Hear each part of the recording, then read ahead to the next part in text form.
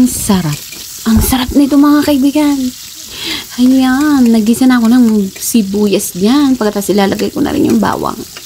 Alam niyo ba kung anong gagawin ko mga kaibigan? Magigisa ako ng kamatis na may eggplant. Pero inuna ko yung eggplant mga kaibigan o talong. At inislice ko lang siya ng maliliit. Ayan o. Hindi ko na siya, mas masarap sana kung inihaw yan. Pagkatapos tsaka natin ilagay sa ginisang kamatis. Pero hindi na.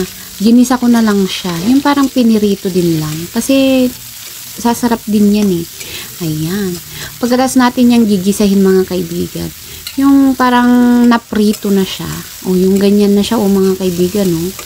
Ayan. Tsaka natin ilalagay sa gilid niya yung kamatis. Pero hindi ko muna siya paghahaluin mga kaibigan. Ayan. Konting ano pa. Konting gisa pa ng ating ano. And then, igilid natin. Pagkatapos, ilalagay na natin yung kamatis. Half kilo ng kamatis yan mga kaibigan. Pero kukunti. Tingnan nyo naman, oh.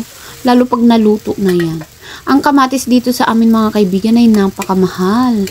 At yung maliliit na ganyan na kamatis ay 70 pesos ang half. So, 140 ang isang kilo. O, diba? Ang mahal ng kamatis ngayon mga kaibigan.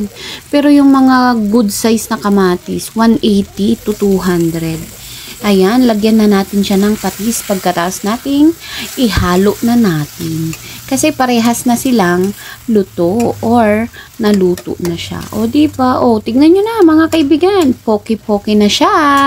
Yan po ang sikat na dish ng mga taga Ilocos. Poke-poke or ginisang kamatis na may talong or eggplant.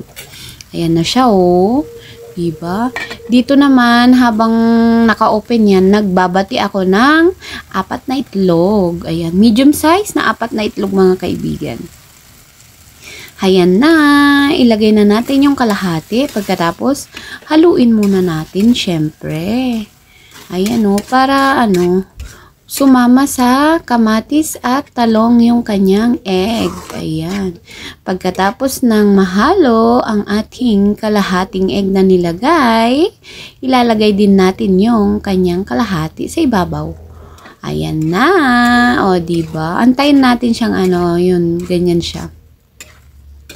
Ayan, yan po ang ating ginisang kamatis. Mga kaibigan, kasarap niyan.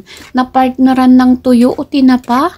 Ay nako, sarap mga kaibigan pagkatapos meron kang bagong lutong kanin or sinangag. Ayan, sarap ng ginisang kamatis. O, ayan na, o, luto na. Wow, sarap! Kain na tayo!